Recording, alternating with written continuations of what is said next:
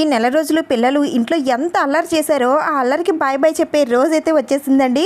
వాళ్ళకి ఇంకా స్కూల్స్ అయితే స్టార్ట్ అయిపోతున్నాయి. వాళ్ళు స్కూల్కి వెళ్ళేటప్పుడు ఎంత సాడ్గా ఉంటారో పేరెంట్స్కి ఫీజు కట్టేటప్పుడు అలానే ఉంటుందండి. అయితే ఇవన్నీ పక్కన పెట్టేస్తే పిల్లల్ని ముందుగా ఏ రోజు స్కూల్కి పంపించాలి, ఏ రోజు పంపిస్తే సంవత్సరం అంతా సరస్వతీదేవి కటాక్షంతో బాగా చదువుకుంటారని అంటే ఈ 2025 సంవత్సరంలో జూన్ 12వ తేదీన పాడ్యమి తేదీ వస్తుందండి.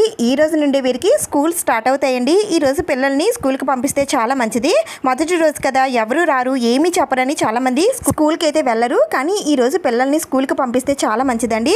అయితే ఇలా స్కూల్కి వెళ్ళిన తర్వాత రెండో రోజు కూడా తప్పనిసరిగా స్కూల్కి అయితే వెళ్ళాలండి. ద్వితీయ విఘ్నం ఉండకూడదని అంటారు. అందుకనే జూన్ 13వ తేదీన శుక్రవారం కూడా తప్పనిసరిగా పిల్లలు స్కూల్కి అయితే వెళ్ళాలి. ఒకవేళ 13వ తేదీనే ముందుగా వెళ్ళాలి అనుకుంటే 14వ తేదీన సెకండ్ సాటర్డే హాలిడే వస్తుందండి. అందుకని 13వ తేదీన పనికిరాదు.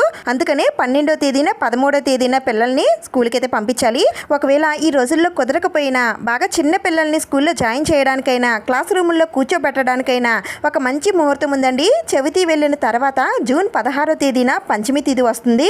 ఈ రోజు ఉదయం 9 గంటల నుండి మధ్యాహ్నం 12 గంటల లోపు మీ పిల్లల్ని స్కూల్లో జాయిన్ చేయవచ్చు, లేదంటే క్లాస్ రూముల్లో కూర్చోబెట్టవచ్చు. అదే కాస్త పెద్ద పిల్లలైతే యథావిధిగా స్కూల్స్కి ఉదయాన్నే వెళ్ళిపోవచ్చండి. 16వ తేదీన వెళ్ళిన తర్వాత 17వ తేదీని కూడా పిల్లలు తప్పనిసరిగా స్కూల్కి అయితే వెళ్ళాలండి. ఈ 2 రోజుల్లో మీ పిల్లల్ని స్కూల్కి అయితే పంపించండి. ఈ ఇన్ఫర్మేషన్ మీకు యూజ్ అయిందా? అయితే లైక్ చేయండి, షేర్ చేయండి. Thank you for watching.